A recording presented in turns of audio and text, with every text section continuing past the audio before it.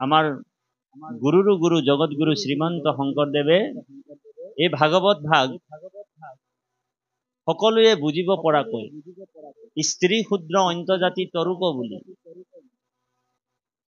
এই বৈকুণ্ঠৰ কল্পতৰু শাস্ত্ৰ ভাগক 14,009টা চতুৰ্ধিক শ্লোকত তেৰাৰ অনুগামী সকলক লৈ গুৰুজনা ভাঙনি কৰিছে। আৰু এই মহাভাগৱত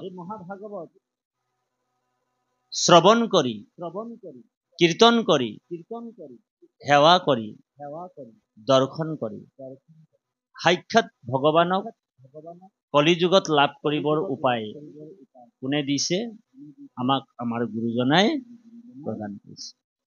গতিকে কৃপালু বাপাই সমস্ত উদ্ধৱে প্ৰশ্ন কৰিছিলে, যেতিয়া ভগৱন্ত কৃষ্ণ